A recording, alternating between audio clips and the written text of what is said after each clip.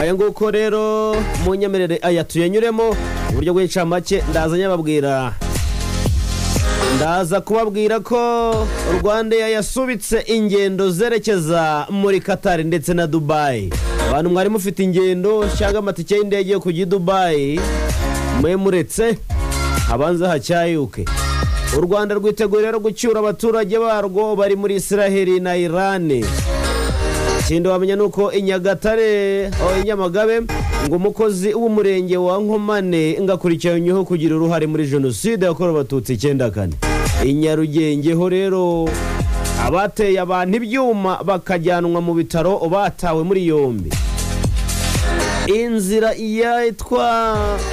ya Hormuz iyi niyo muri Iran inyuzwamo peteroli ngishobora gufungwa kubera ingaruka z'iki tabira bisasu. Nigira rero igihe cyo igafungwa abantu benshi bazahomba ndakurahiye. Ikindi wamenya nuko General Muhozi Kainerugaba yemeje ko ingabo za Uganda ngo zishe ibyihebe bya Al-Shabaab birenga 50. Iran rero ngo yahize guhana data ibintu byo guhiga se.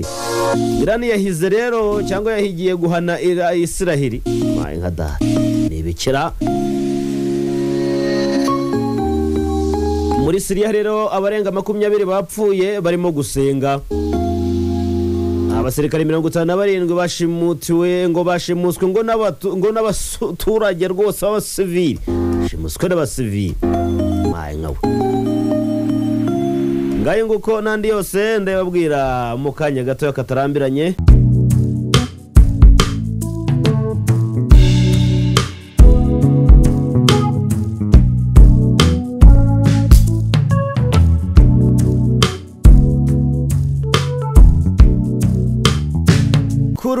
Rwose abagezweho ngewe ndirwema Thierry. U Rwanda rwiteguye gucyura abaturage barwo bari muri Israel ndetse na Iran. Minisiteri y'Ububanyi n'Amahanga yatangaje ko ngo yiteguye gucyura abanyarwanda bari muri Iran ndetse na Israel mu bihe rero ngo byaba bibaye ngombwa cyane ko ngo ibyumweru bibiri bigiye gushira intambara irimbanyije hagati y'ibihugu byombi. Umubare munini cyane w'abanyarwanda rero baba muri Israel ngo n'abanyeshuri biganjemo abiga amasomo y'ubuhinzi. Abenshi kandi ngo baba barabonye buruse zo kujya kwiga.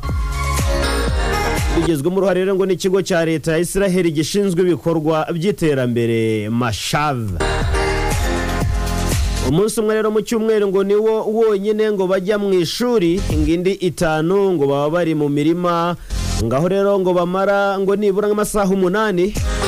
Buri munyeshuri ngo bafite rero ngo umuhanga mu by'ubuhinzi umukurikirana.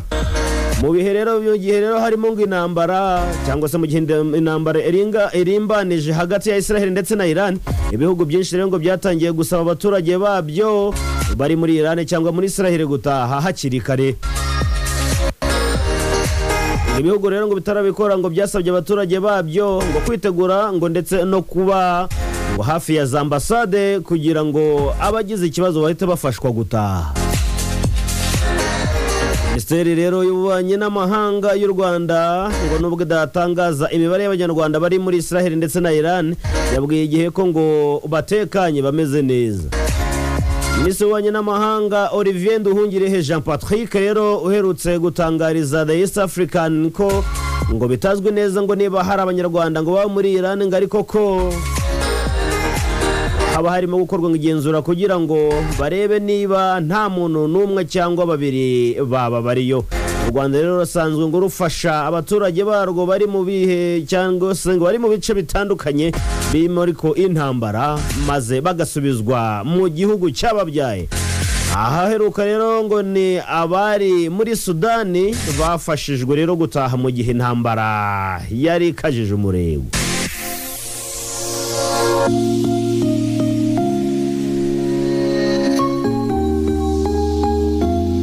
Sosiyete nyarwanda ikora ubwikorezi bwo mu kirere Rwandair yatangaje ko rero ngo yasubitse ng'ingendo ziva i Doha muri Qatar ndetse zari zitanganyije ku itariki ejo hashize byari tariki 23 ndetse na 24 kamena 25 ngo zarahagaritswe bitewe nuko ngo icyo gihugu cyafunze ikirere cyabo. Itangazo Rwanda yari yashyize hanze ku itariki 23 kamena 25 yatangaje ko ngo yahagaritse by'agateganyo ingendo ziva i Dubai bitewe rero nuko ngo ibintu bikomeje kumera nabi cyane cyane bijyanye n'umutekano w'abakiriya n'abakozi babo. Ariko icyo wamenya nuko Rwanda isubitse ingendo zerekeza muri Qatar mu gihe na sosiyete y'indege yo muri icyo gihugu ya Qatar Airways yatangaje ko ngo yasubitse ingendo zayo zose kugeza icyo gihugu cyongeye gufungura ikirere. Ibi rero bibaye nyuma y'uko ngo ku mugoroba wo kuri wa mbere Iran yatangaje ko ngo yagabye ibitero bya misile ku birindiro by'ingabo za Amerika zirwanira mu kirere bya Al Ayuda aha ni muri Qatar.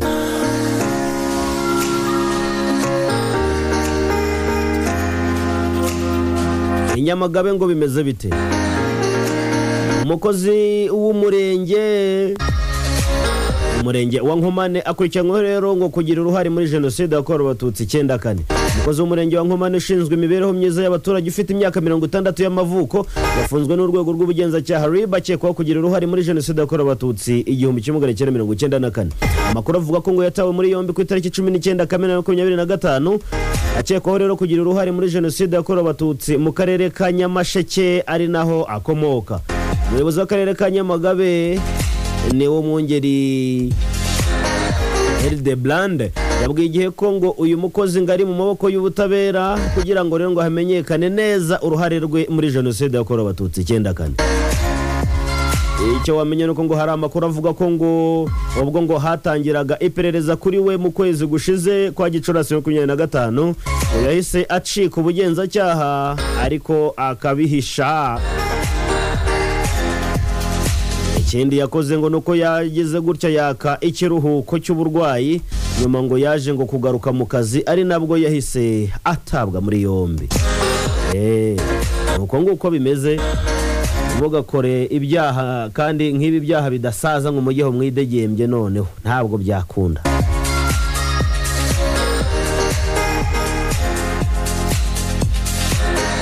Nyarugenge rero ngo bimeze biti. Polisi y'u Rwanda ikorera mu mujyi wa Kigali yatangaje ko ngo yataye muri yombi abantu 4 muri 6 bafatiye rero mu cyuho nyuma yo gutega abaturage bakabambura ibyo bari bafite ndetse bakanabakomeretsa bakoresheje ibyuma. Ubu rero ngo bakaba bari mu bitaro. Ibyo byabaye rero mu ijoro rya tariki 23 kamena 2025 mu masaha ya saa 7 maze bibera mu karere ka Nyarugenge mu murenge wa Gitega ni mu kagari ka Kora. Umuvugizi wa polisi mu mujyi wa Kigali Muramuzi ni CIP Gahonzire Larisi yabwiye igihe ko ngo abagize ba nabi ngo 6 bitwaje ibyuma ngo n'amabuye ngo biganjemo rero ngo udutsiko 2 batangiye rero abasore batangiriye ngo abasore 3 bigenda rero bavuye mu murimo itandukanye barangije barabatega. Abo basore ngo harimo n'umunyeshuri wa kaminuza y'u Rwanda. CIP Gahonzire rero yasobanuye ko ngo abakorewe urugomo ngo bagerageje rero gutabarwa bavugije induru baratabara noneho abanyerondo baza kubatabara ariko ngo babandi 3 bo ngo bari ku ruhande ngo bahita batera amabuye imodoka y'abanyerondo bayimenagura ibirahuri. Yongeye ko rero ngo abo bagizi ba nabi ngo 2 ngo umwirondoro wabo uzwi ngo ndetse bimwe mu byo babasore 3 rero bambuwe na polisi ngo yabifashe ariko ngo abagizi ba nabi yahise bata muri yombi. Muri iryo joro rero ryakeye polisi yataye muri yombi abagizi ba nabi 6 ni mu murenge wa Mageragere mu kagari ka Nyarufunzo bituma bose hamwe bagera ku 10. Umujyi wa Kigali bisambo bacakiye bagera ku 10 n'abandi mu bafate barahari benshi cyane.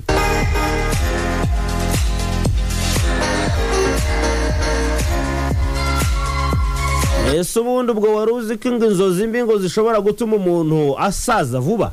Ibyo ni ibyavuye mu bushakashatsi reka mbibabwire mwogagira inkamwe ariko mwaramutse. ubushakashatsi bushya bwakozwe n'itsinda ry'abashakashatsi ku bufatanye na kaminuza ya Imperial yo mu Bwongereza bwerekanye ko rero ngo kugira inzozi mbi ngo kenshi ngo bifitanye isano no gusaza imburagihe ngo ndetse no kugira ibyago byinshi byo gupfa vuba. Amaye nka data urota wimanika cyose nuko di ngo n'ubushakashatsi rero bwatangarijwe mu nama ya 11 y'inzobere mu bwonko yo mu mugabane rero w'Uburayi yatangajwe rero ngo muri Kamena 2025 ngo aho rero ngo bwerekanye ko ngo inzozi mbi ngo zibangamira ireme ngo ndetse n'igihe ngo cyo gusinzira ngo bityo rero bikangiza ubushobozi bw'umubiri bwo gukora rota nabi karota bakuvudukana ibi niki. Ubushakashatsi kandi bwakozwe bwagaragaje ko ngo mu isesengura ry'amakuru ngo kubana 2429 ngo bafite hagati y'umwaka y'imyaka ngo 8 n'imyaka 10 ngo n'abantu bakuru 1183 n'abantu 12 ngo bafite imyaka hagati ya 26 na 86 ngo kandi ngo mu gihe cy'imyaka 19 iri bushakashatsi bwagaragaje ko ngo 40% by'abana ngo n'abakuze bagira inzozi mbi kenshi ngo bafite rero ngo ibyago byinshi byo gupfa vuba. Bano twavuze haruguru bose ari hagati y'imyaka 26 na 80 afite ibyago byinshi byo gupfa vuba cyo ubiturutse ku ndoto mbiwe. Hanyuma rero abashakashatsi bagaragaje ko rero ngo abakuze ngo bakunze kugira inzozi mbi ngo nibura ngo buri cyumweru ngo bo bafite ibyago byo gupfa ngo batarengeje cyangwa se batagejeje ku myaka 70 ugereranyije n'abatazigira. Umuntu uzi kagira inzozi mbi waruzi ko bitoroshye mwoka byaramwe mujye mubyuka musenge mutokesha inzozi mbi mwoka byaramwe tsindwe mu izina. Ubwo bushakashatsi rero bwerekanye ko kandi ko ngo kugira inzozi mbi ngari ikimenyetso gikomeye ngo kurusha kunywa inzoga n'itabi, umubyibuho ngo ukabije ngo no kurya indyo ituzuye ngo kubijyanye no gupfa vuba. Kugira inzozi mbi ngo ni bibi cyane kuruta kunywa inzoga n'itabi cyusi. Ngaho rero mwabantu mwe. Dr. Abidemi Okati uyu no mwishami rishinzwe ubushakashatsi ku bwonko n'indwara ya dementia aha ni mu Bwongereza. Uyu ni wari uyobora itsinda rero ry'abashakashatsi yavuze ko ngo ingaruka ziterwa na stress cyangwa se umushagaro wo mu bwonko ngo ihoraho rero ngo iyo stress ariko ngo ikabihoraho ngo hamwe rero ngo n'ibitotsi ngo bidahagije ngo bishobora gutuma imisemburo n'uturemangingo tw'umubiri dusaza vuba kurusha ibisanzwe. Amaye nka data bya bintu ntabwo byoroshye warose nabi ngo burenda buke dorere.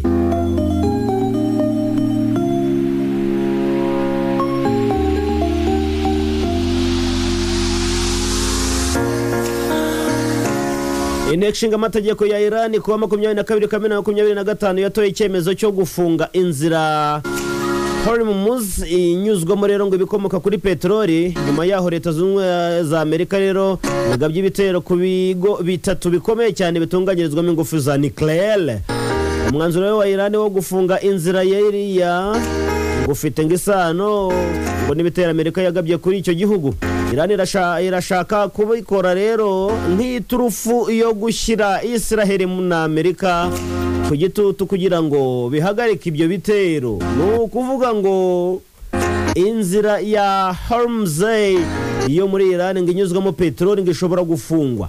Ingaruka byagera rero ku bihugu byinshi cyane birimo n'u Rwanda bagiye kudufungira petroli karabaye noneho ayi nkawe. Ibi rero ngo bibaye nyuma yo kwemezwa n'inteko ishyirwa rero mu bikorwa y'uyu mwanzuro byatangiye gusuzumwa n'inama y'ikirenga mu by'umutekano hariya muri Iran. Hormuz ngiri hagati ya Iran na Oman buri munsi rero ngo inyuzwamo utugunguru turi hagati ya miliyoni 16 na miliyoni 21 tw'ibikomoka kuri petroli tungana na 20% byinyuzwa ahandi hose ku isi. Bagiye kudufungira petroli karabaye. Imodoka nuko ziparika ariko hano mu Rwanda twarizigamye yatumaze ibinyejana n'ibinyejana yo twigendera nacyoso. Umuyobozi w'ikigo Vanda Insights iki gishinzwe ubushasenguzi rero ku isoko ry'ibikomoka kuri petroli yagaragaje ko rero yagaragaje ikinyamakuru cyitwa CNBC ko ngo icyemezo cyo gufunga iriya nzira ngo gishobora kugira ingaruka zikomeye cyane kuri Iran, kuko ngo rero ngo cyakuraga umwuka mubi hagati yayo n'ibindi bihugu by'ibituranyi. Mana nyagasani.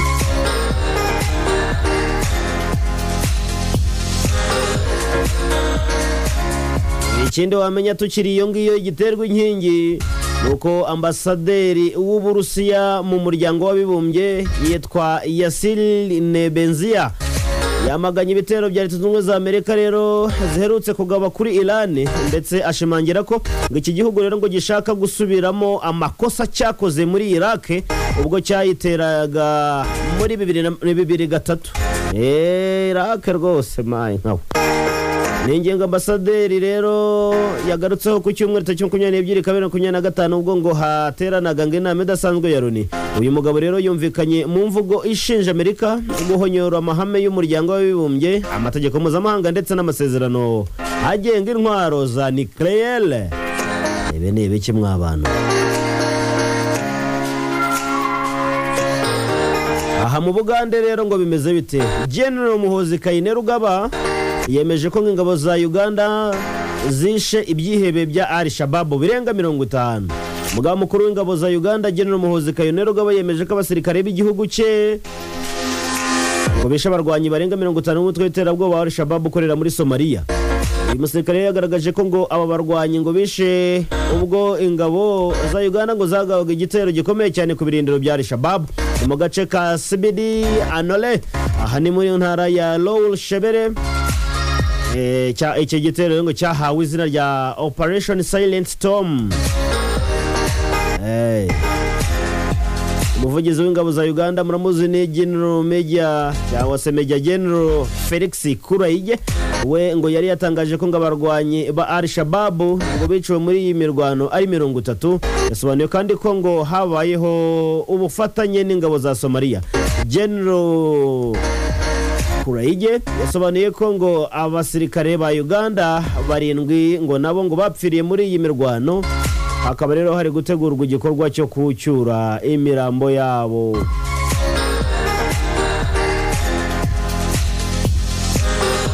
Mu Bufaransa rero ho ntabwo byoroshye, uti bimeze gute? Umugeni w'imyaka 27 yarashwe ahita apfa ku munsi wo w'ubukwe ngo mu gihe umugabo we ngo yakomeretse ubwo ikirori cyari kirimbanyije mu bukwe bwabereye rero mu cyaro kiri hafi y'umujyi Avignon mu majyepfo y'Ubufaransa. Ayiwe, inkuru dukesha BBC ivuga ko ngo umwe mu bakekwaho rero kugira uruhare muri ubwo bwicanyi ngo nawe yahise ahasiga ubuzima mu gihe inzego z'umutekano zikomeje iperereza. Ubwo bukwe rero bwabaye ku itariki 22/2025 ubwo rwose bwanakorwaga ngo n'abakomeye, ariko bwakomerekeyemo abantu batandukanye, 2 barimo ngo n'umwana w'imyaka 13.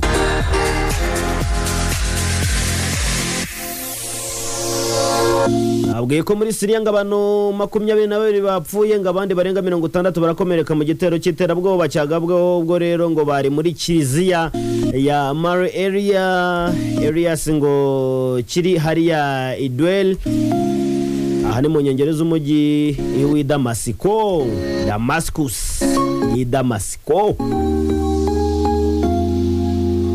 Ngo nubwo nta muntu n'umwe rero w'iterabwoba urigamba ubwo bugizi bwa nabi, ariko icyo gitero ngo cyagabwe ku itariki 22/2025 ngo ubwo ngo abantu benshi ngo bari bagiye mu misa.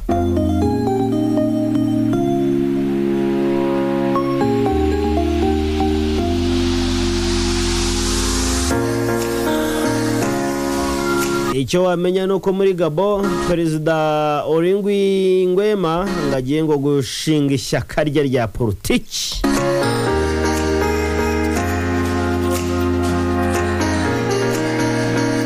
Abasirikare 57 bashimuswe n'abasivili mu gihugu cya Colombia. Ngo haravuga inkuru idasanzwe aho abasirikare 57 bashimuswe n'abaturage cyane cyane b'abasivili mu karere k'imisozi ya Michai Kanyoni ngo hari mu majyepfo y'uburengerazuba bw'iki gihugu. Igisirikare cya Colombia cyatangaje ko ngo abasirikare 31 bafashwe kuwa gatandatu, abandi 26 bagafatwa ku cyumweru n'itsinda ry'abaturage barenga 200. Ubu buyobozi rero buvuga ko ngo abaturage ngo bashobora ngo kubanga bari gukora bashyigikiwe cyane cyane ngo cyangwa ngo bahatirizwe n'inyeshyamba z'umutwe wa FARS wari waragiranye amasezerano y'amahoro na leta mu mwaka wa 2016. Brigadier General Federico Alberto Meija mu butumwa rero yashyize ku mbuga nkoranyambaga yavuze ko ngo bafashwe ngo harimo abaofisiye 4 batoya ngo n'abandi basirikare 53 bashimuswe rero muri ibyo bihe.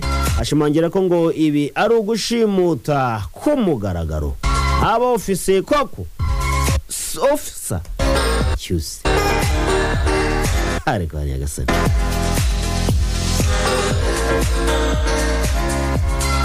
Ikindi wamenya nuko muri Uganda hari andi makuru avuga ko inzego z'umutekano zishe ikindi kihebe mu mujyi wa Kampala. Mu Kampala rwose inzego z'umutekano za Uganda zishe umugore wa kabiri wagerageza gukora igitero cy'ubwiyahuzi kuri Kampala cyangwa muri Kampala, nyuma rero ngo y'ikindi kiherutse ngo kuburizwamo muri Munyonyo.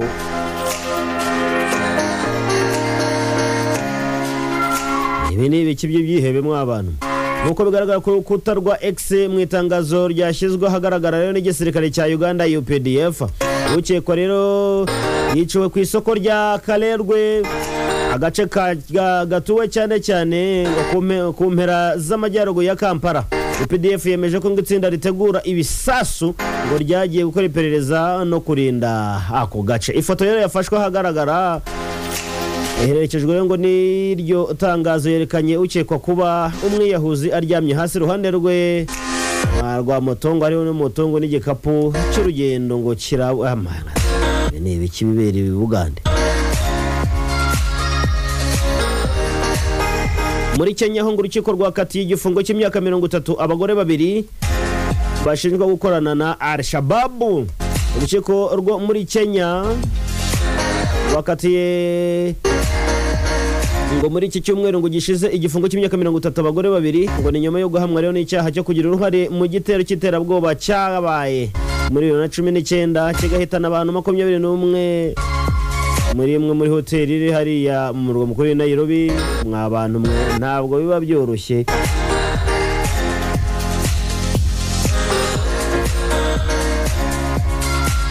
Kambashimire mwebwe twabanye muri aya makuru, ndirwe Matseri naho mukanya ibiganiro byo nakagaruka. Reka dukomeze ibyacu byo murabizi kari amakuru